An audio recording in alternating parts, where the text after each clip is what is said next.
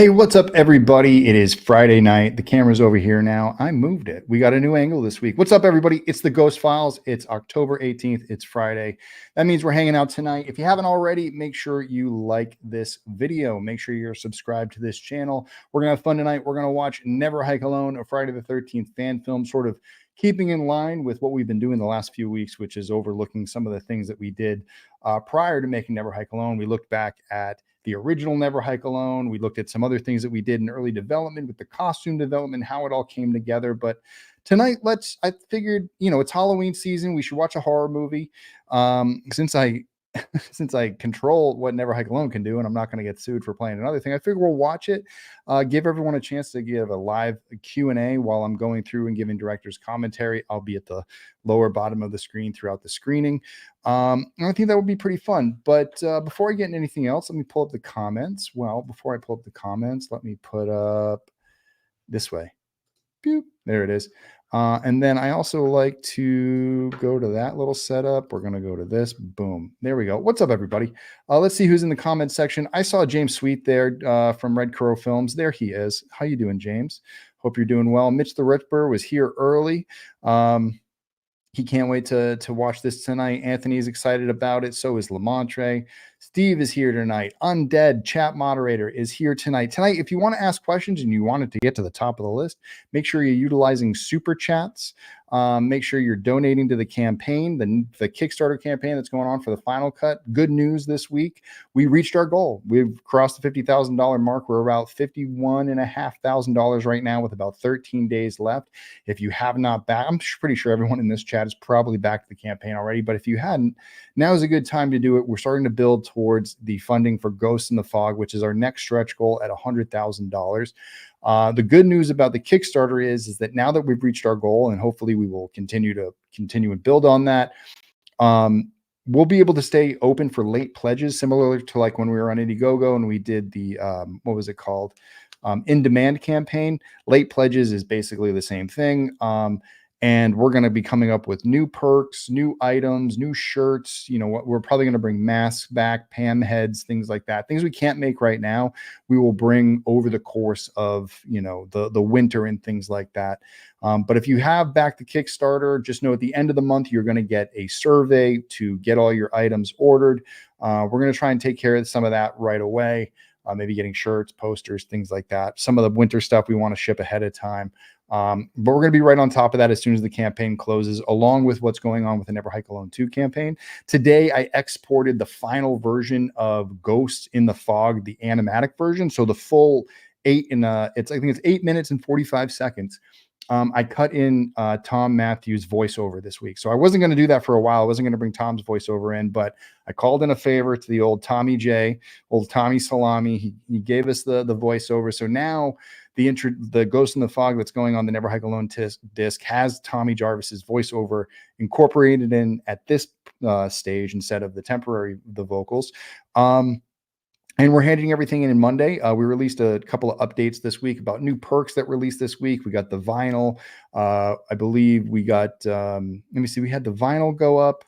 What else went up? Oh, Womp Stomp Films t-shirts went up, things like that. So if you haven't checked out your add-ons yet, we'll go into there. Let me see. We got a few more people saying hello. We got Real Reactions out there. We got Adam Stat out there. Big Easy. And you got to tell me how to Antares. Antares, something like that. But Antraes. I'm getting there. Devin's Forearms here. Alley Girl's here as always. Boogie with the Zool. Hey, what's up, buddy? Exciting for the new Gotham project, but my man, I'm even more excited to get my hand on Never Hike Alone Part 2 Blu-ray merch. It's coming. It's coming. We're working on it. Mardina's here. The Movie Panda is here. Who else am I missing here? That looks like I got almost everybody. Always comment on the channel. No, Movie Panda, you can comment on the channel as much as you want. I do see all of your questions. I'll have to get to them. I will get to them. Remember, Undead's got the super chat button for tonight when we ask questions. Just Anna is fine. Yeah, I think sorry, I screwed that up, but I figured it was something easy. I just came from Muay Thai class. I'm like half dead. I didn't realize it was gonna affect me this much tonight, but I'm definitely feeling it. But it's going to be good because I'm excited to watch Never Hike Alone. This is the 4K version that we're going to be watching. It's been crunched down to 1080 so it doesn't stream so hard. There were a couple little changes I think that I made in it. The 4K version, not too much. There might be one shot that got switched out, but the titles are all newer. It kind of looks a little bit cleaner. Really kind of excited about that. Let me see. So next year, Tom Matthews is going to a few films. I can't wait for the horror comedy with him, but I can't wait for Final Summer 2. I hope Tom Matthews is going to be in the lead in Final Summer 2. That's what I hear. Back in MT. Oh yeah, back in Muay Thai, my baby. Got started back up. What are the odds that Never Hike Alone done a similar the light of Friday the 13th Part 5? In a similar light of Friday the 13th Part 5s. I don't even know what that question means right now. Like Undead said, take 2 seconds to like and subscribe everything. Where are we at right now? We're at about 9 minutes in. We've got about 40 people here, which is pretty standard. Let me think about what else we should talk about before we should jump into the movie and we start getting your questions going. Next week, we're going to be playing at Phobia Film Fest, which, you know what? I'm going to do the due diligence. I'm going to look it up right now. But while I'm looking up Phobia Film Fest, we're also playing at Vancouver Horror Show. Central Missouri. So Phobia Film Fest is in Central Missouri. Let me see. It might have got bright all of a sudden. Let me see. Sponsorship info. Where is this? Better yet. So anyway, if you're in Central Missouri, Phobia Film Fest is your place to go for Never Hike Alone next week. Friday through Sunday, they're going to be going. Vancouver Horror Show, same thing going on right now. Actually, there are slates of films in Vancouver playing right now. But next week, Never Hike Alone 2 will be playing at the Cineplex in downtown Vancouver. It's going to be an awesome screening on Friday night at 6 p.m. There are a couple short films with us. Never Hike Alone was nominated for Best Feature, for Best Director, Best Writer, Best Cinematography, Evan Butka, and Best Lead Performance for Tom Matthews. So very honored to be nominated with, I looked at the nominee list. It's a fantastic group of films. I'm looking forward to seeing them over the course of the weekend. I hope they're playing the weekend that I'm going to be there. I'm sure some of them are playing this weekend, but I'll try to catch up with them. But I'm looking forward to it. So I'm going to be in Vancouver next week. So we won't have a Ghost Files next week. But when we do come back from that, I believe what we'll do is we'll step into Never Hike in the Snow, and then maybe we'll do another kind of screening for Never Hike Alone too, which I think would be pretty fun. Stoutham is dropping some money. Congratulations to Womp Stomp Films and the Womp Stompers on meeting the goal. On to the next goal. Thank you, Stout. Yes, tonight definitely make sure we're pushing people towards the Kickstarter. All of my followers out there, let's make sure we're sharing the link, getting it out there, telling your friends and family about it. Word of mouth is so huge. Horror fans are the best fans in the world. So let's try to rally a few more up to come support the Never Hike Alone Final Cut campaign so we can see Jason Voorhees in animation. What was the other thing that I wanted to say about that? Check add-ons using the change my pledge buttons. A few things in the add-ons you don't see from the main Kickstarter page. That's correct. There's a lot of things that we posted about that you can't see from the main page because you have to have backed the campaign already in order for it to be seen. They're called add-ons. So you add them onto your perks. And there's a couple things that we've switched around to make them a little bit more amenable. We don't want people to spend too much money. But remember, we are supporting the campaign and the project versus just buying. Like, you're not just buying a Blu-ray, you're getting a Blu-ray, but you're also helping the movie out too. It's a little bit more expensive, but that's why your names go in the credits. Most people are getting credits, and obviously the Final Cut, Ghost in the Fog credits are there. There's lots of other cool things. So thank you, Anne, and I really appreciate you pointing that out. The Kickstarter link is right there. Oh yeah, that's what I was going to say. The other thing that's going on is my birthday Monday. So October 21st is my birthday Monday. So if anyone's feeling generous, I would say hit up the Venmo or the Cash App. I could definitely use some birthday love, and would be traveling to Vancouver. Could use some spending cash. You know what I mean? Got to go out and get a nice meal. But I am treating myself to my birthday. I'm getting a haircut. Not chopping it off, but actually finally getting it leveled out. Looking forward to that. Oh yes, any New England-based horror people tomorrow night at Buttonwood Brewery in Providence. Providence Horror, PVD Horror, that is going to be putting on costume karaoke. So that should be a good time. I'm thinking about stopping by that next week, October 24th, Thursday, Sinister Cinema in downtown New Bedford at Gallery X. We're going to be showing short films. We're going to have a makeup tutorial. I'm going to bring down Headless Ghost Jason. We're going to have other props from the Never Hike Alone 2 films there. We're actually going to show the full version of Ghost in the Fog to a small crowd there. The story animatic, I'm bringing that with me. So if you're in the New England area or if you're in driving distance, I'd say come out next Thursday, hang out with us, and then put me on a plane Friday morning to fly out Vancouver, and we'll be good. Good guess, -1. I'm going to be 41. I turned 40 last year. And so that thing, is there a Never Hike Alone Jason figure? There is. But this guy's in the add-ons. So right now he's in the add-ons. There might be 1 or 2 left. I don't know exactly. I'd have to check. Movie Panda's got a question. Will Tom Matthews be playing Tommy Jarvis in future fan films for other filmmakers? He may very well. It's his prerogative to do that. My suggestion to him is not to. I think he's like being in Never Hike Alone was awesome. I think starting to expand into other ones sort of is going to start to confuse the narrative. I would like to bring him back for some of the animated stuff, bring back an animated Tommy Jarvis. That would be fun. And I think he'll show up in other things too. But I think we're all turning towards the original track. Mardina's got a super sticker. I wonder what that thing looks like. I'll have to check it out. It's probably somewhere on the thing. Holy crap. Undead. Thank you. Hitting it up this week. In sad news this week, Never Hike in the Snow was hit with an age restriction. So plays went from 2,000 or 3,000 plays a day down to 400. So we've lost another battle in the world against YouTube. I have already uploaded Never Hike Alone 2 to Rumble. I'm going to be working on the other ones over the next couple of weeks, getting some stuff over to Rumble. I'm also just going to reload Never Hike Alone 2, Never Hike in the Snow, and the Ghost Cut to the channel.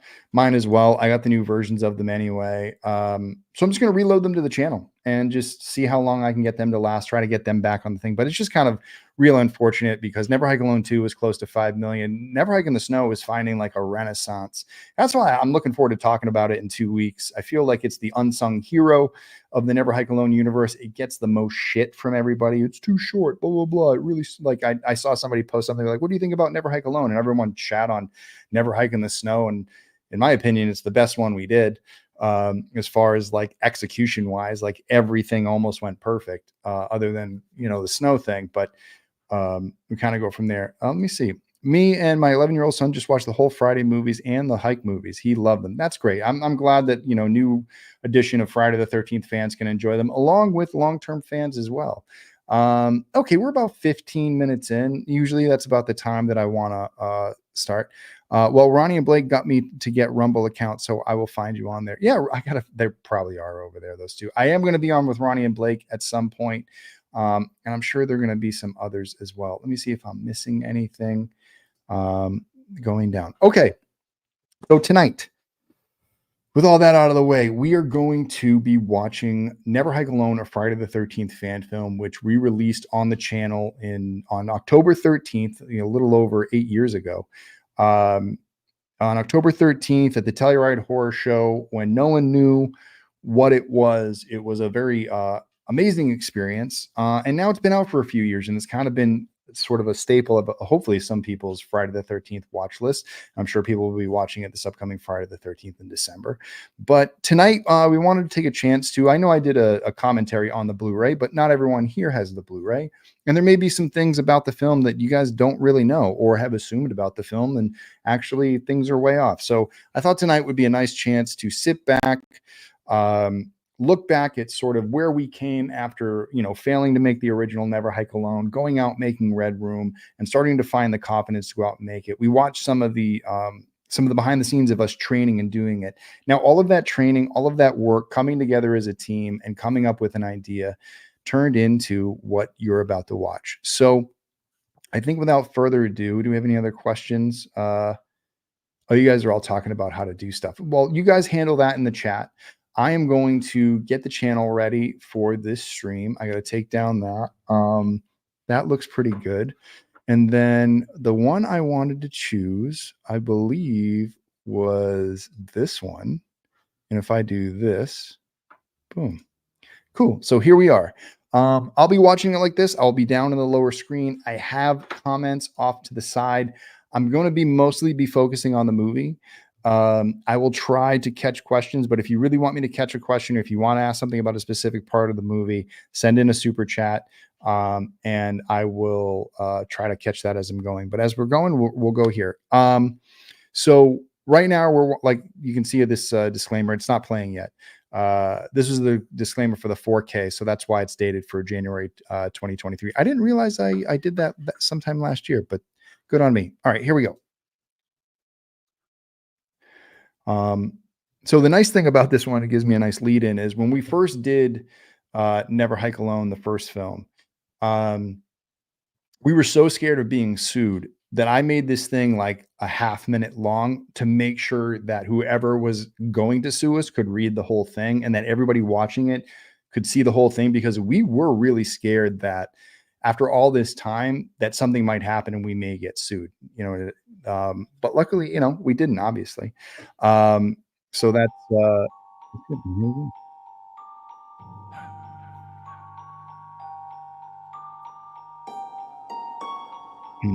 I should probably go nice and light on my music, so that way you're not hearing it twice.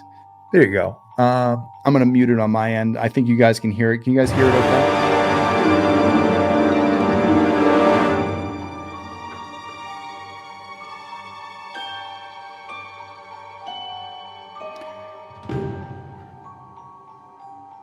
Great. So shooting this Bronco was a huge pain in the butt. It was a Bronco that we borrowed from a neighbor that we lived in the same complex as. And, he always had it down in the garage. He never drove it. I asked him if we could use it for the film. He happily agreed. And every time we would bring it out to shoot it, it would break. Literally, one time, the engine just wasn't working, so we had to leave it in Big Bear, and it got fixed. The famous time was Andrew and I were driving up to shoot from the highway, and the tire rod actually snapped as we were coming around a corner going up to Big Bear, and we almost went off the road. So by the time we ended up shooting a lot of these scenes, it was December. I believe this was December 3rd, so snow already started to fall. That's why you can kind of see snow on the side of the road in some of the shots, and when he arrives at the first part of camp. And so we kind of said, you know what, it's not what we wanted. We wanted more of a spring thing, but we called it the spring thaw. He was going higher and higher in elevation. This shot was actually Lake Tahoe, Emerald Bay. So we used multiple lakes, like we do in all the films. We shoot multiple lakes to make Crystal Lake feel like a giant sort of lake that has different alcoves and different things. That way, Crystal Lake wasn't easy to find. This road where we drove up, you can no longer drive. It all washed away with recent storms. That was one of the things that was getting in our way of shooting Never Hike Alone 2. The same thing with that little river bend. It's so big now, we had to build a bridge. Now we're starting to drive around the actual camp. We were up in the forest and starting to drive around there. This whole area here is the road that leads up to camp. This is where you kind of split the difference, and we went towards the side where the logs are, the other one that actually takes you up to college camp where we shot most of the film. So a lot of the film sets are in and around the camp. We just tried to cleverly use them as best we could. Check 1, 2. Hey everyone, Kyle McLeod here, checking in on another glorious backcountry adventure. This week, we're going to be venturing through the Wessex County National Forest. We can barely hear you. Maybe that might be me. One of the most diverse ecosystems in the Catskills. Now, we're going to make probably about a 45-mile loop up and around the lake, and hopefully find ourselves back here at base camp in just a few days. Okay, I'm just going to speak really loud into the mic like that. Intermediate to advanced levels tackle this route. So let me catch any of you noobs out here. That's right. Looking at you, Hiker Man 5000. So this was also shot on that day. We were driving a lot of those shots. We got about an 8-hour trek to our first rendezvous spot at South Lake Summit. Oh, there was another big fire. Wow. Yeah. No, there's a lot of fires in this area. In fact, that's one of the reasons why the camp that we shoot at shut down. So I gotta get a move on. That's gonna be all for now, guys. I'll see you at the top. Kyle out. I believe I'm operating the camera here, or in some of these places I'm operating the camera because I was tall enough to actually get the angles. And then Chris Dellis was our DP who would operate the camera around too. So a lot of the running around here is in and around the camp. This whole area down where we would drive up, we just took advantage of it. Ran up and down the hill.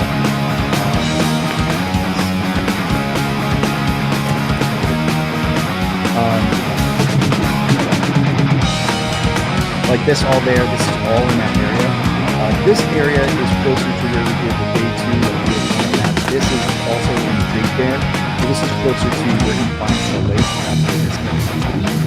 What we would do is break out different parts of the running montage, the different sets that we were going to be at. Every set that we shot at, we went and covered more him running around. And just tried to come up with, like, this was something we came up with in the moment. I was like, hey, drop it into the river, and we get a cool river shot and get some sounds. He cleans it, we get a nice cut. This overlook is actually very easy to find. If you're going into Big Bear and you're going across the dam, there's this little place you can pull off and park your car and stand on the rocks and look out over the valley. If you look really close, you can see the highway in the background cut into the side of the mountain.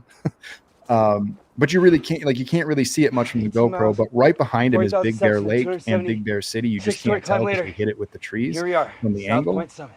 And then out there, all those little cars, that is Route 18 leading up to Big Bear. It just, you can't really tell.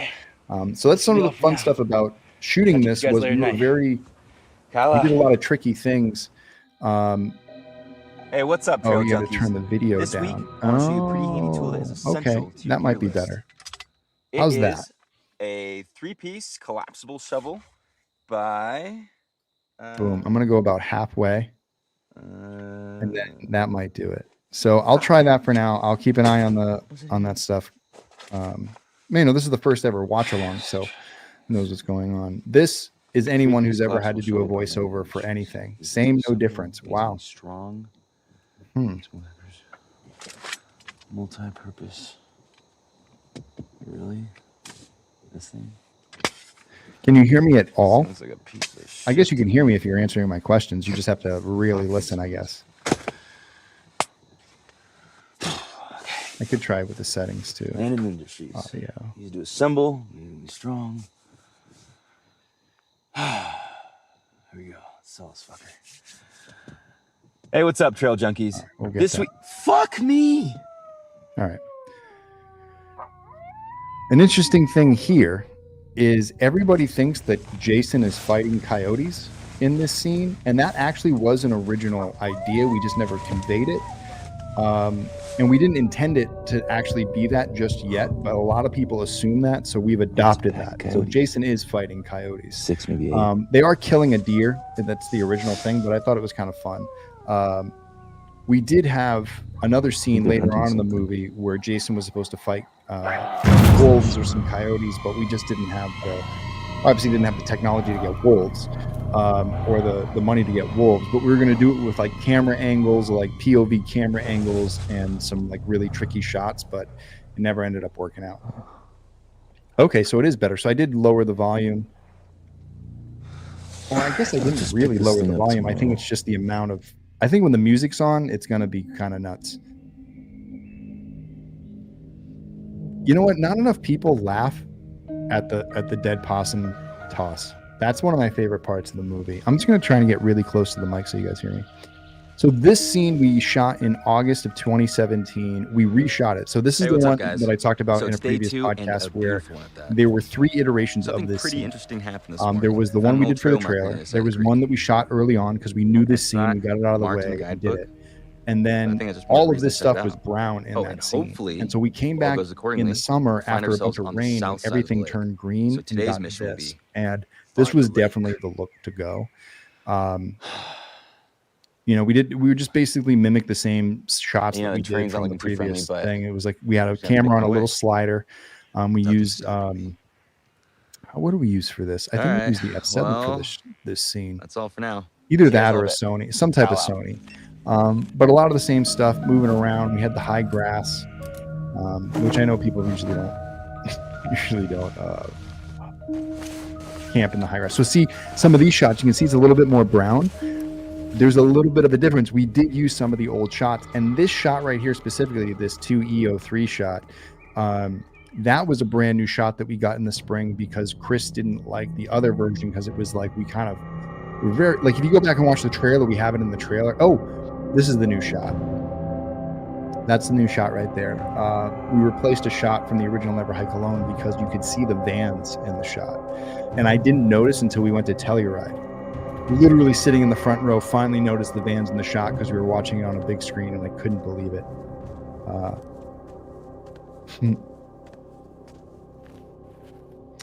So this is on the Malibu Trail. So now we've gone from Big Bear to Malibu. And this is the same scene where we shot Never Hike Alone, the original. So it's funny to be back here. Check it out. How many tries for him to fold the tent correctly? All right. He knew what he was doing. According to my he got it in pretty quick. And we cut around it anyway. Wild preserve decades ago. And it doesn't say why, but whatever the reason, they must not want people on this side of the lake. Yeah, we got away with it. It didn't get too bad. So this is like when you're watching it for the first time. This is like the part where people start to realize that this is a Friday the 13th movie. Because if you didn't know, you wouldn't know until this scene. And this is, I think, still one of our best scenes. The whole no trespassing sign thing ended up turning out, in my opinion, like it came out so great. The barbed wire and the fencing, I used to wrap that up and just store it off to the side of the trail, hidden behind some of this brush, because we would shoot up there so much. That's going to be next year on Friday the 13th in June. Oh, wait. This is right. Now this Friday the 13th in June. It's time to move out. San Bernardino National Forest. My sister, you work for Sequoia National Park. That's cool.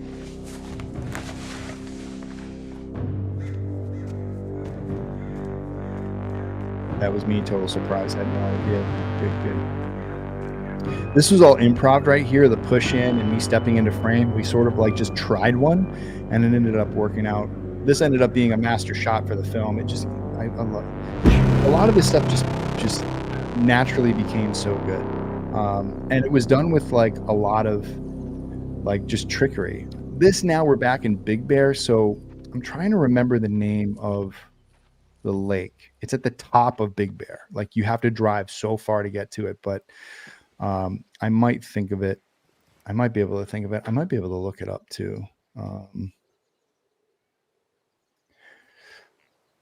Let me see.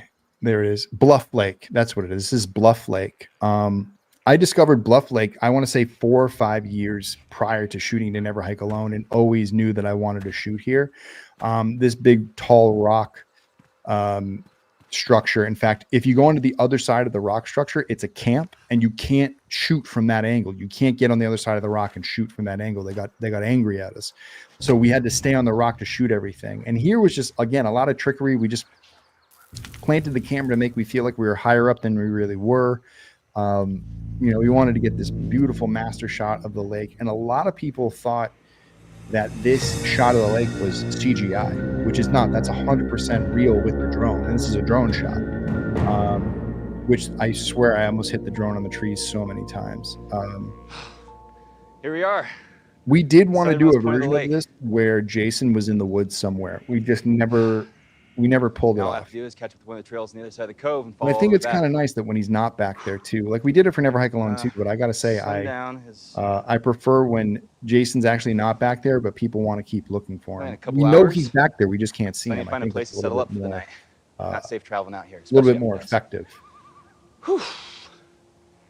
All right. I guess it's all for now. Catch up with you guys in a bit. Correct. Jason really just sort of is curious about Kyle right now. He hasn't done anything wrong. He hasn't wronged him in any way. He hasn't overstepped a boundary. And if Kyle can come and go without any issues, it actually helps sell that he's not there. And so he's trying to use that to his advantage. Okay, obviously now we're back up at the camp. We actually want to, if we do the Never Hike Alone, the final cut, one of the things, well, we are doing the final cut, but one of the things we want to do is a shovel commercial that works its way back into this scene, which is really, really interesting. This is one of the coolest things I think that we did. We built that camp, that sign by hand. We just, there was wood left all over camp. I found some bamboo. And we built that sign up there. And if you go up to college camp today, that sign place is way more than a nature preserve. Look what I found. It's like Where's Waldo, but with Jason. That's good. It's got to be around here somewhere.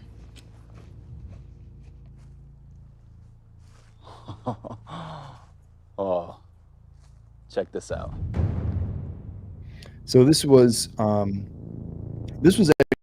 actually meant to like sort of mimic the feeling that we had when we first discovered the camp. See what else we can find. It was, I don't know, there was just so many magical buildings. Like these are actual kids' cabins. Kids used to stay in these cabins when they stayed up there. It was a UCLA camp, a UCLA YMCA for inner city kids. They used to truck them up, bust them up here, and then like stick them out in the middle of the woods. I can't imagine what that would have been like for these kids, especially if they grew up in Los Angeles and they come out to this place. I mean, this is the middle of nowhere. Both directions is 45 minutes at least to any sort of civilization, whether it's down in San Bernardino or up in Big Bear. This is in the middle of everything. Ghost Jason kills because he has to, not because he wants to. That's correct. That's correct. Ghost Jason is just trying to protect. And it was sort of like, Ghost Jason's not going to create trouble. He's going to diffuse trouble. Like if he has to kill somebody because he's going to get in trouble, he'll do it. But he's not out there to create havoc. He's trying to remain hidden. He's trying to hide.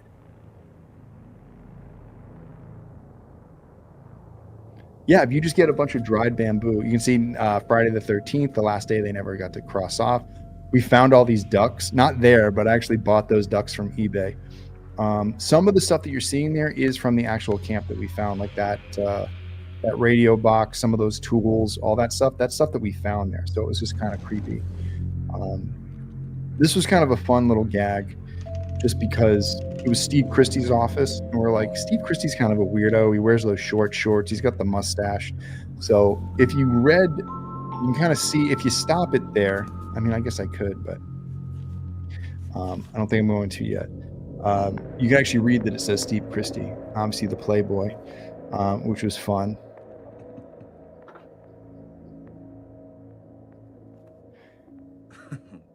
Finding that camp is such a cool story. It was the locals that told you, right? That's correct. So when we watched the trailer last week, the first trailer, the camp that we shot the trailer at, the people who lived in those cabins were the ones who told us about this. The shower scene here is one of the test sequences that we shot earlier on in the process. This is actually supposed to be a call out to the original Friday the 13th where the axe hit the light. It was a little detail, but I was like, this little detail is the thing that's going to make it really, really stand out. I want to say we shot this scene about 2 or 3 times. Each time we went in, we added more and more and more and more blood, just because it really had to show up. It couldn't be real. It had to be more than real in that sense. And that's how it became effective. And that's our little nudity shot that we slip on through that has somehow survived these years. We now go from the Steve Christie cabin where that other scene was happening. This takes us all the way over to the main cabin. This is one of the ways we started to jump around rooms in different buildings. This hallway right here was meant to be, they were in the middle of moving stuff. You know what I mean? They were in the middle of a job and it got interrupted. And that's sort of what we wanted to convey, is that they were in the middle of fixing this camp up. They didn't quite get there. And that's a false hallway. That's actually not a real, it's not like a real wall. We actually put that wall up to make it more claustrophobic and to make it a little bit harder to get into this room. I always said Jason is the easiest to deal with. Don't go into his turf and nothing happens. Exactly.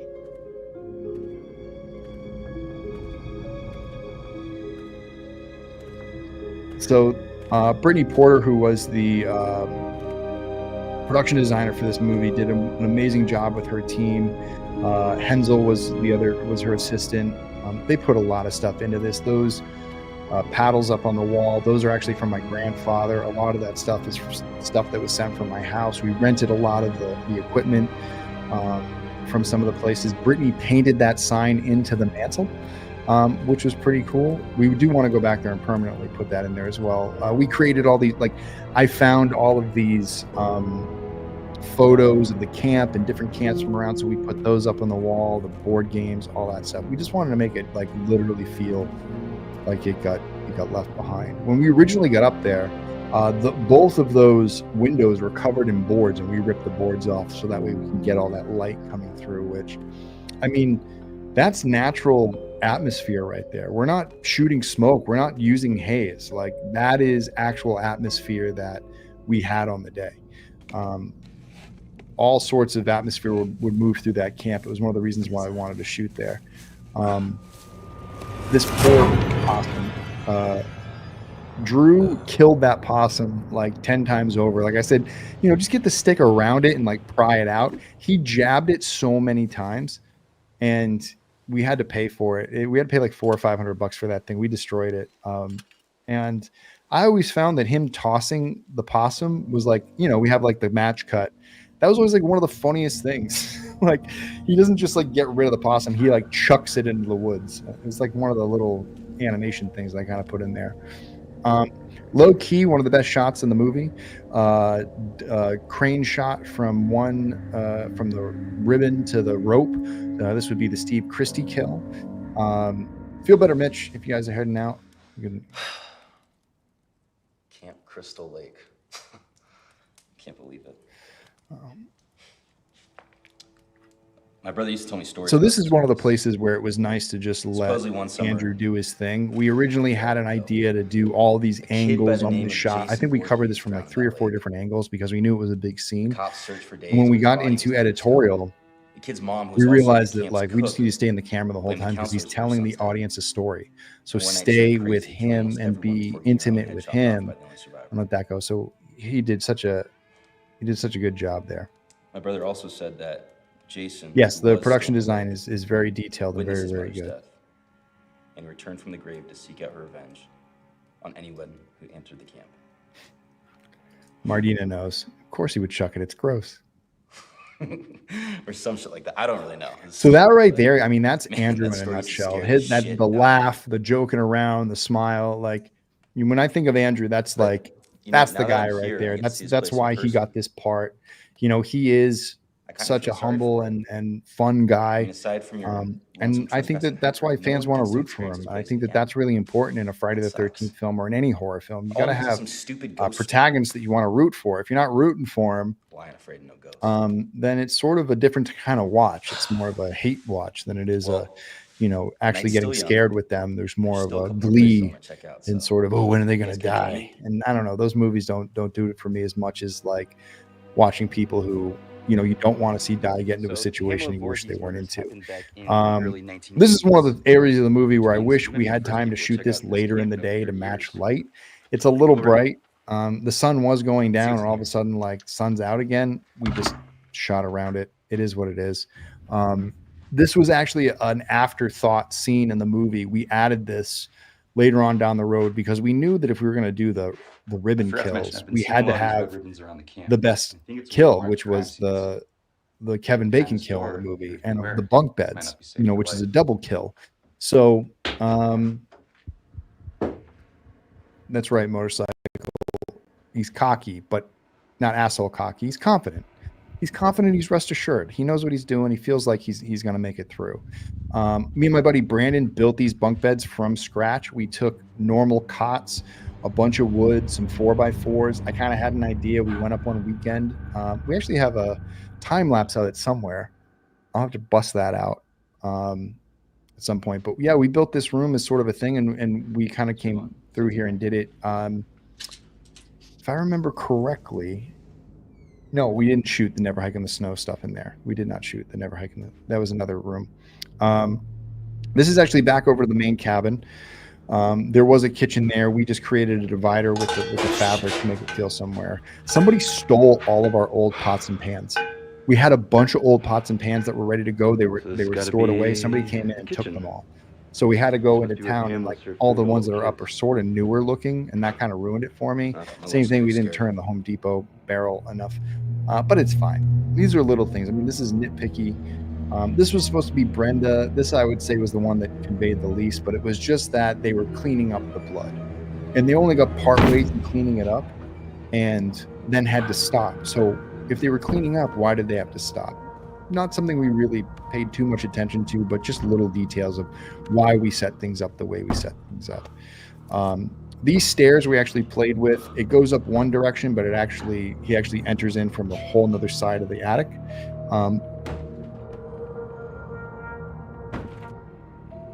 Oh, Bashzilla's here. What's up, man? Stepbrother bunk beds, exactly. Yeah, we had them we used to have them super dirty, and there's just on the day they had to run into town and grab a set. Again, we didn't know that so many people were going to be watching the movie. You know what I mean? It was like, just get something. That flag is an old flag. I think it only has 48 stars. I got that from my parents. That's the hole Jason drops into in Never Hike Alone 2. I had to widen it, like double, triple the length so we could actually fit into it. If you watch Never Hike Alone 2 and Never Hike Alone 1, the attics are similar, but Never Hike Alone 2 definitely has a lot more work going on in it. That's for sure. All of those props, my parents sent all of that stuff from the antique world. So that was really, really cool. We knew that once this door to nowhere, once we found this, we were like, we got to use this somehow. And it's cool because not only do we get to use it to come up with a cool scene, we actually got a cool stunt out of it. Back in the day, they used to use these. We had to bring on Jess Bennett and Iron Relic stunts to help us do this. We did a whole padded thing, which will be coming up in a moment. But it was a nice foreshadow, which, it looks pretty high up, but honestly, you could fall off that and not die pretty easily. It would hurt like hell. But you could do it. That was fun. The suspense is great. I like the atmosphere. Yes, atmosphere and suspense. That's what we're talking. That's what I love. Yeah, to lift heavy shit on the second floor.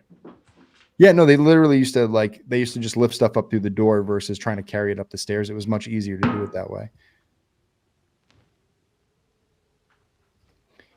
It's a possibility, but I don't think there was a porch there.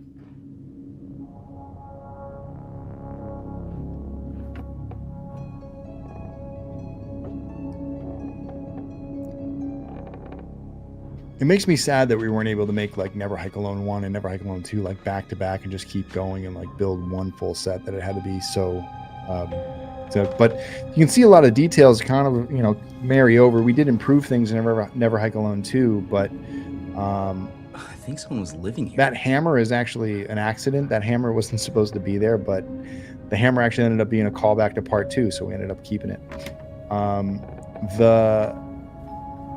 The prayer card was something that came in some of those photos that we got. We ended up putting it into the film. We cut it up, made it look crappy. Joy that you wish but for, as you can see, it's the actual prayer. He reads the actual one. May that be your gift for today.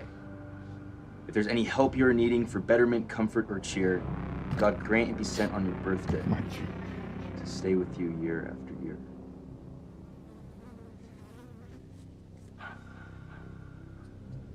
To my special boy, love mother. That's what it says. So, in this scene, when I went to go grab Kyle, there was a scene where he didn't swap it out for the fake knife, and I stabbed my hand. I still have the scar. Yeah, it's right here. I still have the scar in my hand. Right here. Bam.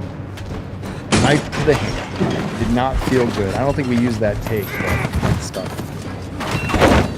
This is one of my sort of my favorite parts, the way we actually threw the camera out on a dummy, and those are 3 or 4 shots cut together. So there was the initial shot of pushing towards the door, him getting thrown out, we actually get the overhead, and then it was the camera crashing, a camera rolling, and then a camera flipping up, were all different shots, and we just cut them in the right order. I made them work. We had made Andrew throw one, kind of go from there. Comes the yellow axe, the superhero landing, which everybody loves. Oh, I gotta pull that. There we go.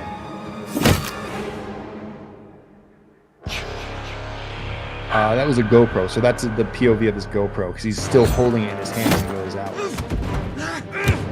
All of this was designed by Brian Forrest and Jess Bennett, working with Kyle and Donnie Nichols was the stunt man in that. So Donnie was the one who took the shot to the tree. It was very hard to get that axe to stand up. just saying. It took a lot of takes for it to stay in place.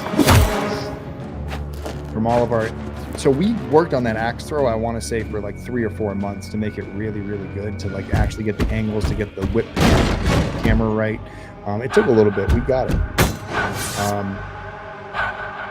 I loved that room. We decorated that room so much, that one where he grabs the machete out of, and we barely see it. Like, it's one of the best decorated rooms, and we didn't get a chance to see it. Back in Malibu, back on the tunnel trails. I just want you guys to think about that Never Hike Alone original that we watched last week. The comparison from where we were, like, that's the same exact shot we got, right? But now that he's not dragging his leg and he's just running, everything is so much better. And that's one of the first things that I changed. Like, when I was thinking, when we go back and do this again, I'm having him book ass like as much as possible. And it worked out. That's correct. I don't want to be stabbed. Fuck. So yeah, I want to say we reshot this scene specifically 4 or 5 times. We went up once, it didn't work. We went up another time, we didn't get through it. And then I think it took 2 more attempts to get the entire scene correct. But this was actually all story beats that we were going to work from that original Never Hike Alone that never got worked into it. As we were trying to, like, there was a time when I was trying to fix that original Never Hike Alone. Like, I think I showed you guys a shot where he's holding the thing, the bloody rag. That was something that lived ever since the original. So there were ideas that did survive. It just wasn't all of them. Those original boots, I don't think we've gotten anything as comfy as those original boots. And they fell apart. Those things got ripped apart. I'm sweating so much in there right now. We literally had to roto out and paint out drip, like sweat, because I was sweating so much. I think it was like 90 degrees. I was roasting in that thing. You can kind of see water always underneath the chin. I had like a rag in the chin to keep me from like just pouring water every time I moved.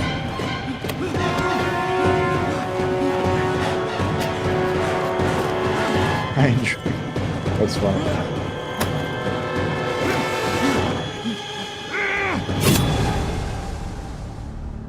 This is one of my favorite shots. That came, like, it's just so menacing. It was just, and this is where the mask really comes through. So this scene is actually originally where Jason was going to fight wolves, and this shot appears in Never Hike Alone too. I wanted to use the same moon because it's the same night. This was shot in Malibu. We used the same trails. There was a rock. So you know the rock that Kyle got dragged behind at the end of the first Never Hike Alone? Well, we went over to that rock and we got on the other side of it. While we're shooting this, there are mice running all the way through those branches. We're shooting. He's like down there, and like there's just mice like going past him. We never caught any of them on camera, but they were there, and they were freaking him out, which is pretty funny. This is his James Franco speech. And Andrew was the one who said he wanted to say goodbye to his parents at the end of it. I thought that was really good. That was his idea. That is correct. So the original way this scene was going to end was the camera was going to die. We were going to stay with Andrew. We were going to stay with Kyle. And he was going to hear somebody approaching, and he was going to hear like the wolves approaching or the coyotes approaching. And just when he thought that he was going to get attacked, the coyotes attacked Jason, and you could hear them fighting, and he used their fight to get away. And that was his sort of way to get out. But making the camera, like, we also had the thing where I'm going to take myself away for a second. I just need to close up this wound and make it back to one of the trails on the other side. So the dead battery, we had been tracking that throughout the film, which is, you couldn't see it because my head was in the way. But we had to pay that off. And so by the battery dying, it became this really great sort of segue into the next scene. We didn't have to do the Jason fighting the wolves. We never really shot it. We would have had to go back and get it. So we just conceded to be like, you know what? Camera dies. Boom. Which I think this version, like with the beep, that isn't in the original one. It just kills. I think I added the beep for the new version. This is obviously back at camp. We used 4K lights for this film. Mostly we've been shooting with, I can't remember, what are they called? Not 4Ks. Anyway, we don't use those anymore. We don't. Oh, M80s. We use M80s now. But we used to use 4K lights for this to get like a real battle-like approach and just to light everything up so we had plenty of light. This is supposed to be Bill's death, where he's pinned onto the shed. That's why there are all the holes. Sometimes I forget we shot these things. We definitely lit up the side too much, but we wanted people to see what was in there. I think we're shooting this on a Ronin right now. All the floaty. This is one of the most technical sequences. Him having to move and dive around. This was meant to feel like Friday the 13th, the video game.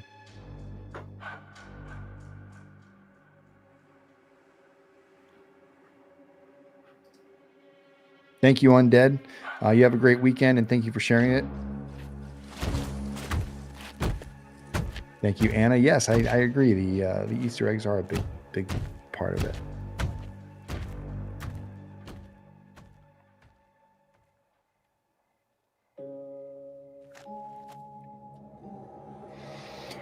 So this is actually, I think, one of the coolest and underrated parts of the movie. And Kelsey Burke, who is our effects artist, did some really great work here. We don't have a lot of kills, so we wanted to come up with other ways to gross people out. And actually watching him sew his own, I mean, look how real that looked. I wish we could make it look that real on the trail scene, but we didn't really set Kelsey up all that well for that. But this ended up coming out, pulling the piece out of it, which I thought would be really nice. The harsh stomps on the wood. Yes. Robo Jason.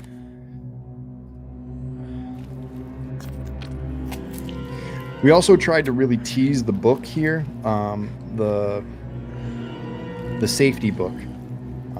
We really wanted to make sure.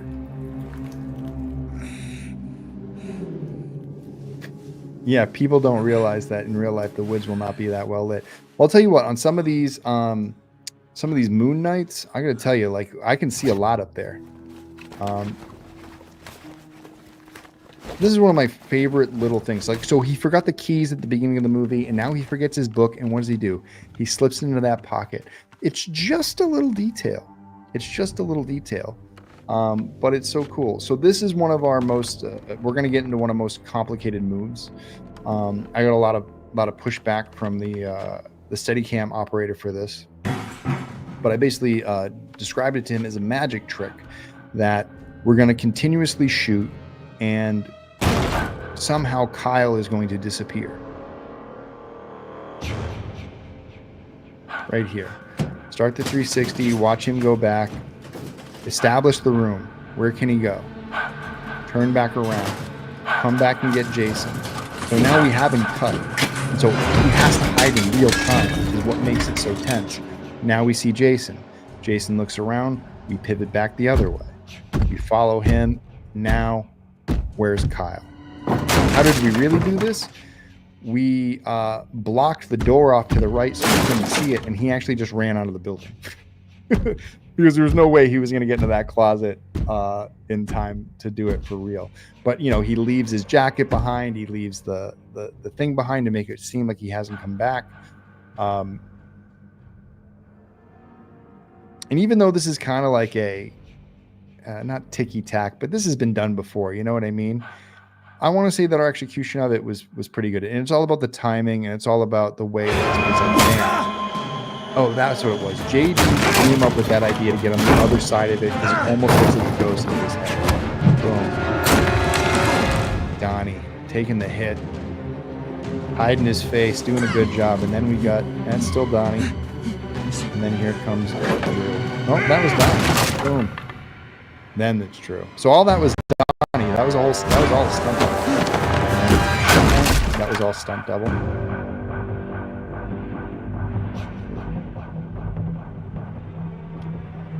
I remember people watching this, like, you know, it's like, what are you going to do? It was like a real backyard wrestling, you know. We had pads under there. Everybody was fine. But Jason's like, this son of a bitch. And he does it in Never Hike Alone 2 as well, which is pretty fun. I believe that's Drew.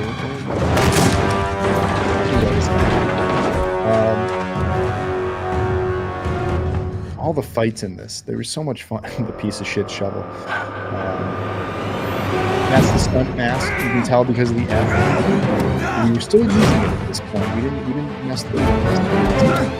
Most of this was shot in June 2017. We worked on this about how much. We rehearsed it for weeks and weeks and weeks. I'm in the costume for the kick. That was fun. I always thought this was a cool kind of like back and forth, like the shovel goes one way, bam, use the rock, the mask goes the other way. A shout out to Kelsey Burke for making all this happen. Jason Face definitely, I don't know, I think that's exactly how you want to reveal Jason's face. Just enough, not too much, enough to leave some people guessing.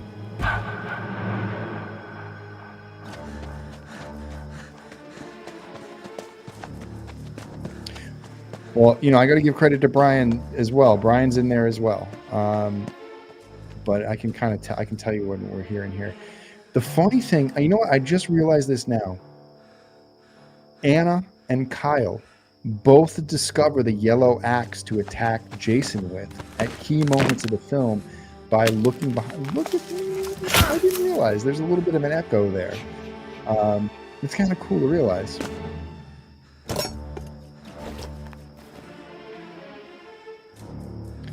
This is a scene that I knew was going to piss people off, where they're going to be like, what are you doing? Get out of there. But in my head, the way I thought about this was, at this point, he's got the best eyes and everything. Like no one can sneak up on him right now. Like he doesn't want to do this out in the middle of the woods. If he gets set up, he can just get his stuff and run. But he knows if Jason comes to get him, he can surprise him because he's armed and Jason doesn't know what's doing. This was inspired by Gangs of New York, this whole scene.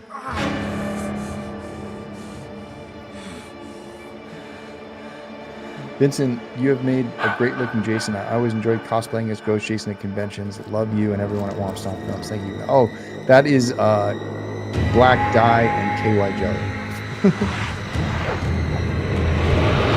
The fall, that was from, that's Scorsese right there. Not Bill the Butcher, but whoever, Leonardo DiCaprio's dad, Liam Neeson, when he falls, they do these cool like cut-ins, and so I duplicated that.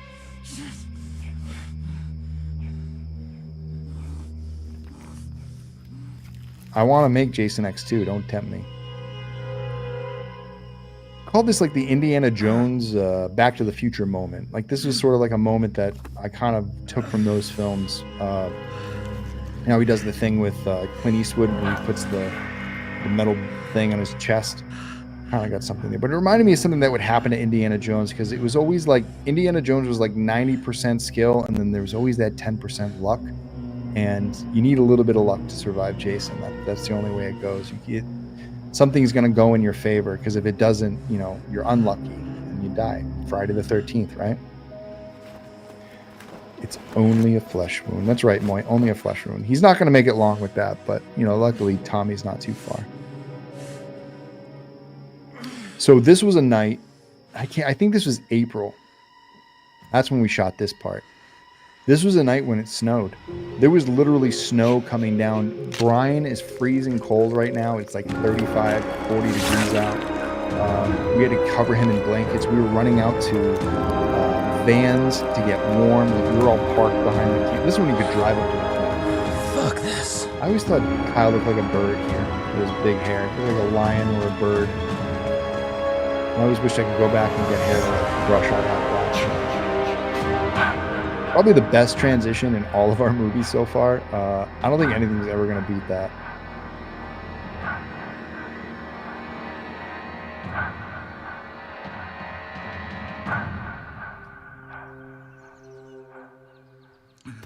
Saved by the book. So now we have transported ourselves all the way to Lake Mary in Flagstaff. I'm glad you like that, because that's one of the things that it's one of my favorite lines as well. Again, a lot of parallels here to the end of Never Hike Alone 2. Now that you kind of watch it, we did that purposefully. But yeah, this was shot at like 5:30, 6 a.m. at Lake Flagstaff. I mean, Lake Mary in Flagstaff.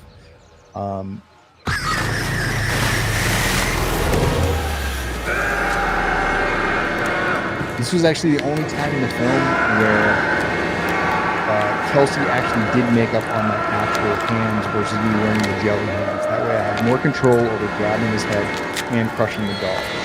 And that's where it changes to the doll, and you can't even tell. I mean, it looks so real. We had so much fun with that thing. What if Kyle... I think he would have died if it was just the Playboy. Hey there. So here's Katie Swartz from the Red Room, okay. and then you'll recognize Robert now. You're in good hands, right, Axel? Playing a very good Axel. I wish we could have brought them back. We had scheduling issues for both of them. Bro. I really wanted to give them another shot at like doing this scene because, god damn! Look at the beard on that. We kind of.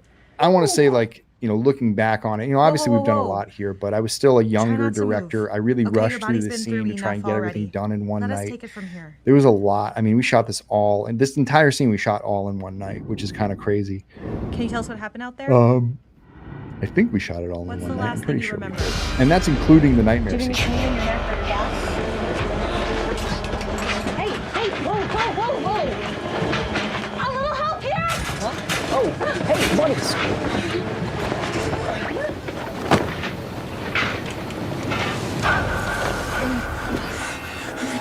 This scene I actually came up with Matt Richardson, who was a gaffer, first or second AC on Never Hike Alone. We were talking about lights and the way that we can program them with our phones now, and that's where we came up with the idea of this.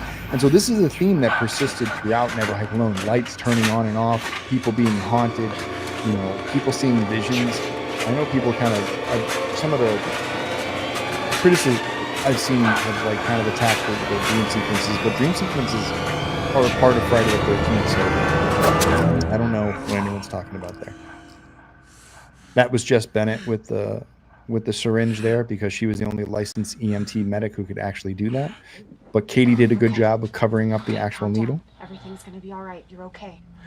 The back of this ambulance was completely lit by the team, by the G&E team and the camera team. Like every single light in there was put there. None of that is practical lighting from the actual ambulance.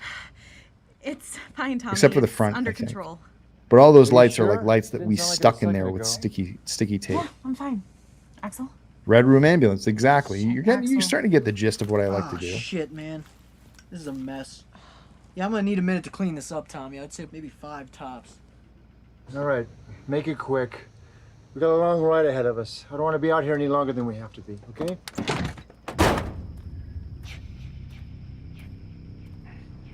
You can tell that the ambulance is a little different. We couldn't get the same ambulance back either.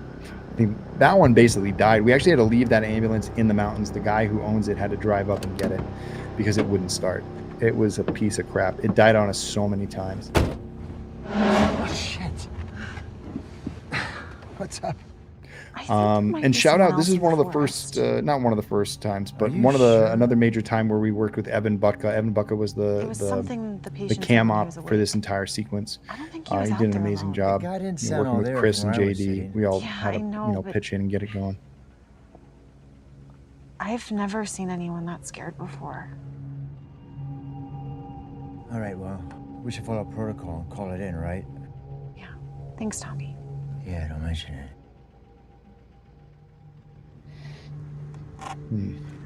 Rescue 26 to dispatch. I play the dispatch officer in the first movie. Copy? And then we handed that off to Roman in the second movie. Rescue 26 to dispatch. Do you copy? Over. Rescue 26, this is dispatch. Go ahead with your request. Hey, dispatch. We're heading back to County Medical. Oh yeah, another lost hiker out here. Every dollar and more. We got a lot of free stuff, but I mean, we threw as much as we could at this. This entire film was made for $50,000, and that's multiple sequences of multiple weekends of shooting big stunts and everything. I know. Get back, could you please repeat? Let go of me, you ugly son of a bitch! Axel. This was our something's way to happening get Tommy. around not having the money to shoot their actual deaths for this movie. So we turned this into a oneer, which is pretty cool. You can see the sun's starting to come up. So we were running out of time. Axel? We rehearsed this, I want to say, Axel, are you 8 okay? times before we actually ran one, because the timing was, I mean, once we Axel, got blood on them, we happening? had to go, and there was a lot of little things. But this version of it, they got it. They really rocked it out. I think this might have been the second or third take.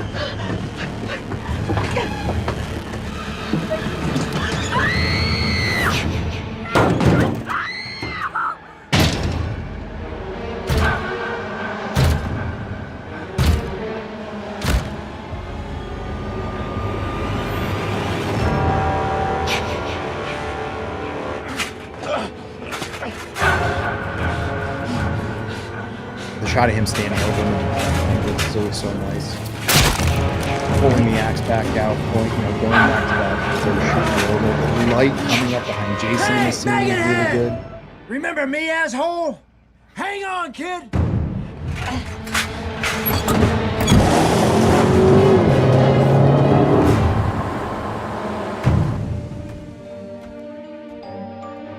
So we actually changed locations. We didn't shoot in the same location for Never Hike Alone 2 as we shot here because we found a place that was part of the camp we were shooting at, and it ended up saving us a ton of money. Plus there were bathrooms nearby, which there were no bathrooms over here. We actually had to drive people to the bathrooms. But this is down the street from where we shot the day 2 scenes.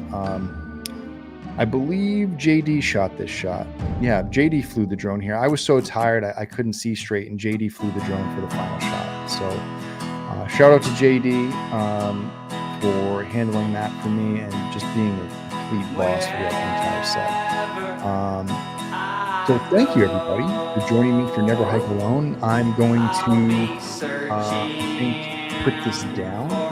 We'll let the credits play. Everybody loves Trevor Vaughn's Another Soul. Definitely still my favorite end song and song. Kyle McLeod, I mean, there he is right there. Kyle Klein, Kara Michelati, 2 of my really good friends who helped this film come together. Couldn't have done it without them. Chief Cook and Bottle Washer is my grandfather. He helped out. He donated a bunch of money to the movie to help get it finished. I spelled wrong Kurz wrong because I thought there was a T in it. I kept doing that over. So yeah, there's Matt Richardson. Oh yeah, we always went to Burns and Sawyer, Cineworks, Sammy's camera. I mean, not a huge team here. Steven did the costumes all 3 films. Jessica was there. Lawrence, my ex, cut the movie.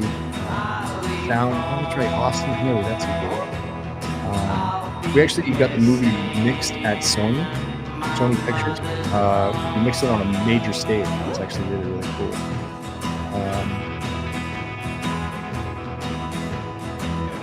Lots of people that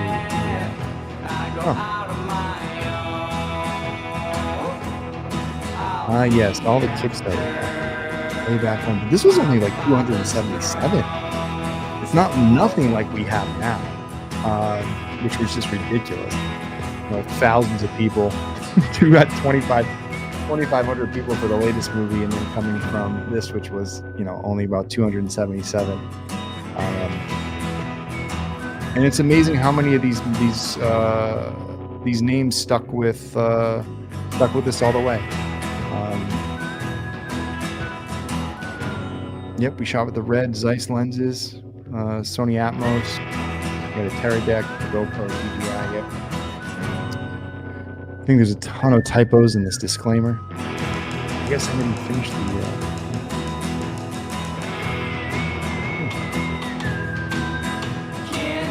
Cool. All right. So.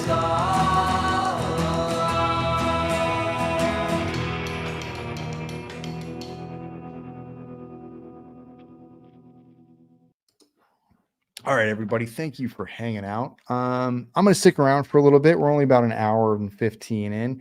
Were there any? Yes, that is true. The OG backers deserve a round of applause. If it wasn't for them, we would not have been able to do this. They set the whole thing in motion. So this is really great. So before I go, Are there any questions? Do you guys have any questions about the movie that I didn't answer, or that you've always wondered about it, or you always wonder how things connect? I figure we'll give it about 5 minutes. If a question comes in, I'll answer it. If not, well, I'll go off and enjoy our Fridays. I know I gotta take a shower. And then I gotta lay down because it's been a long week. Like I said, I just got back into Muay Thai. I'm feeling it. We had a burner of a class tonight. But that's really good. Yes, I have a question. How do you make it look so easy? It's not. A lot of it is really, really hard. Each film has tested my physical and mental limits multiple times throughout the process of filming. I would not be able to do it. You know how I make it look so easy? I have a lot of really good friends who take care of me, and help see these films through. There are different people through each of the films that at different stages sort of step up and, like, when I start to stumble, help me get back on my feet and, see it through. Whether that's like talking about it or any of that stuff. Going there. We should use that song for the final cut credits. That's possible. We might bring it back for that. What does Jason do when no one is invading? I think we see a little bit of that and Disappear. See a little bit of that and Never Hike in the Snow. He kind of sits around his room. He walks around. He reminisces. He tidies up. Honestly, like, I think he just sort of keeps things neat and clean, waiting for his mother to come back. Like, if she were to ever come back, he wants to make sure that everything's in its place. Why are Jason's footsteps so loud? So that was something that happened. That was by my request. I wanted Jason to sound like he was walking with the weight of the death curse. That was my note. And we wanted it while you were watching it in a theater, or if you had a very good surround sound system and a woofer, that you would feel Jason watching. Like, you don't only hear him, like, you'll feel him in the theater. And that was something I was trying to convey with that, but it didn't translate to YouTube. So a lot of people gave a shit for the loud footsteps because they couldn't feel the footsteps. But the idea was that when Jason was around, we wanted the audience to feel it. And we thought that would have been a really cool. I'm your friend, Vinny, right? I better be. Yeah, sure, Jordan. A friend whose legs I want to break. So you better enjoy your legs while you still got them. What was your drive to create Womp Stomp films in the NASA series and more? I always wanted to be a filmmaker. I wanted to work on a Friday the 13th film. And I think that it was just an opportunity to sort of like play in the Friday the 13th world, because I didn't know when I was ever going to, or if I was ever going to get an opportunity to. Womp Stomp was just, the entity. It came out of just a fun nickname that I had for, like, playing video games. And it became, an internet handle, and then it became something synonymous with my photography and then videography. And I've always just, I was working in the industry at this point, 8 years. I had been studying under some really smart people, and I was getting involved in the story. I was getting involved in storytelling and building the story and development and all these different things. And I knew I wanted to direct. I knew I wanted to lead my own projects, and Womp Stomp became the avenue. Never Hike Alone became the project. And it's what set me on this path and why I'm here today. Did I watch Warpath with Tom Matthews? No, but I need to see. Oh, wait, Warpath was the Western that he did, right? I saw parts of it. I saw the scene where he whistles, which is fun because he showed that to me. He's like, I can't believe they made me whistle. But I'm going to have to check that one out. Let me see. Vincent, if you had enough money, would you have added the machete wound to Jason's head from part 4? It's there. It's there. It's just really subtle. It's right here. But yes, if we had more money, we would have done way more detailed stuff. We were just literally like up against it with the budget. We would raise a little bit of money, spend it, get some stuff done. And then it was just a cycle of what could we afford at the time. Imagine hearing those clodhoppers in the woods in the dark. Exactly. It was meant to, like, imagine if you feel it. You know what I mean? You know how bears will just sit and enjoy the views? I can see Jason doing that. Yes, he does a lot of that. He does a lot of that. Remember how Jason's footsteps sounded when I saw part 9 in the theater? I'd say you nailed it. Well, if you guys ever get a chance to see Never Hike Alone in the theater, you will get a chance to feel those. Man, how did Tom Matthews get into playing Tommy Jarvis again? I think it was just a series of conversations. I don't think it was hard for him to get back into character. He kind of sank right back into it. And And I think with each film, he fell into it more and more and more. He got more animated. He got more emotional. In this first one, he sort of like, I think he was still putting the suit back on, and he did exactly what we asked him to do. And then I think in the future films, I was like, all right, now we got to push it.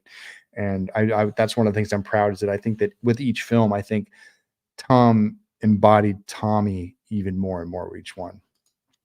Was there anything that you wanted to see Jason do that you weren't able to show in the NHA series? Yeah, kill people. We wanted to show massive kills, but we didn't get a chance to do that until Never Hike in the Snow. So I had to sacrifice doing kills to make the rest of the movie, but luckily it ended up didn't take away too much. You got to see Never Hike Alone in the theaters. We do screenings. We will be setting screenings up. If you ever have questions, or if you're ever in an area where you think you know that like somebody's looking for a screening to do, hit us up. We'll get you the files. I know we've done stuff with Gallows Lane before, all of that stuff. So definitely check that out. Or definitely hit us up at wompstompfilms.com, wompstompfilms@gmail.com, and we will try to help you set up a screening. It's better to need to be creative. Too much money is why movies suck now. Well, I wish I had more money because it would have made it a lot easier. Womp Stomp's work quality brought him back, and being part of that is likely grew Tom's enthusiasm. Yeah, no, he was excited to do it because he loves the fans and he loves working on that. How far did Womp Stomp get Jason? How far did Womp Stomp get Ghost Jason put into the Friday the 13th the game before it was canceled? We talked about him with them several times. It wasn't on their to-do list, but it was something that could have happened. Like it could have happened. But we never got that opportunity. Like it probably would have taken years, but I bet you we could have made it happen. Is there a film company you think are pretty consistent with making, enjoying awesome horror movies? Plus, what is the best horror movie in the last decade of modern times? When Evil Lurks is great. A24, I just think like Lee Winnell, anything he comes out with is really good. David Bruckner, anything he does is really good. Jeremy Saulnier, Adam Wingard's really good. Gareth Evans is really good. Obviously Mike Flanagan's been doing a lot of great work lately. James Wan. There's a lot of really good filmmakers doing a lot of really great work out there. I don't think companies per se like Neon and A24 are going to give you the ones that are indie and fun. Blumhouse is hit and miss depending on what they want to do, but just I would say follow the filmmakers more than anything. Do you think Jason prefers the machete or is it a convenient murder tool? Jason doesn't use the machete as much as we think, but it is pretty convenient and it is pretty easy to swing around. So I do got to give it that. The premiere with Gallows was fantastic. Yeah, they had a great Track Theater in New York. That's right. Story, we put the story in front of the kills and it ended up working for us. A couple of Tom Matthews questions coming in. Is he going to be the lead guy in Final Summer? Yes. And I hope they bring that game. I know. I hope they do too. I don't know if they ever will, but hopefully. Sure. It's probably already been talked about, but shout out to the Jason Voorhees record killing time. Nice. Ghost Jason in the next entry should have the Jason Goes to Hell look. I will never have him make that look. He'll have a pretty cool look for the next entry, but it's not going to be the Jason Goes to Hell look. Are there any producers or known directors that watch your Friday the 13th fan films and liked it and may have offered you opportunities to direct it, maybe directing episodes of TV shows? I haven't gotten an opportunity to direct TV yet, but Brian Fuller, who was putting together the Crystal Lake TV series, did see some Never Hike Alone stuff and did like it. Tom McLaughlin has said great things. Adam Marcus has said great. I've watched Never Hike Alone with Adam Marcus in the theater. I've talked to other directors who have heard about it. I know about it. So it's pretty cool. I mean, people know what Never Hike Alone is in the industry. And when I bring it up, there are people who, just say good work and they really enjoyed it. A lot of producers, have seen it and stuff like that. So it's been a pretty cool to see that happen. A lot of alumni as well. I hate the idea that Machete's Jason's main. It's not. Yeah. And I don't hate it. It's just sort of a misconception. If you were given the opportunity to make a film with a big budget, you'd say you would remake Never Hike Alone, and would Jarvis still be in it? Yes and yes. We'd work all that out, but I would love to make Never Hike Alone with a bigger budget. I think that would be a lot of fun. But we have some other projects coming up soon too. Just want to say I love your work in the films and everything. Thank you, Crafter. So does Kyle ever hike again after the movies? No, he quits hiking. He never hikes again. He says at the end of Never Hike Alone 2, he's not going to be in the woods for a while. So we can actually get it on YouTube. Plus, I didn't have a reason to come up with, like, the characters never naturally fell into that. There are other ideas that have characters that would get into that stuff, but it would feel like a natural scene versus it being gratuitous. And that's sort of what I wanted to avoid. I wanted something that kids could watch too. Your buddy helped you make Jason Rising, had many of his crew be on the Grimm TV series. That's correct. Yeah, James Sweet. Ghost Jason and the Axe. Yep, Brian Fuller and Adam Marcus both have seen Never Hike Alone and have and they enjoy it. Oh, Marcy's proud. Thank you, Marcy. Will the animated series have a fun tone or straightforward tone? It can be said a little bit of both. We're going to go over the top with the kills, but it's going to be a pretty grounded series. And then, we can go in many different directions, but right now it's mostly pretty grounded. And we're going for cool kill scenes. Kyle is now a movie reviewer for YouTube. Actually, the joke was going to be that he was going to start a cooking show because Andrew used to do this thing called Cooking with Chef Drew, and he used to do it on his Instagram. It's really funny. If you guys follow him, which I suggest you do, his Chef Drew stuff was like hilarious. And that was always the running joke. Could NHA fit a Netflix show or Prime Video show? Yes, we could have done that. We could have done that for sure. I could have written that out. I could have extended everything a lot more. We just always had to work to the budgets that we had and the constraints we had shooting in California. Is there any known actors that watched your NHA movies? Yes, many. In fact, when I worked on The Rookie, I gave Blu-rays to Nathan Fillion and the entire cast. A couple more, actors I've met over time.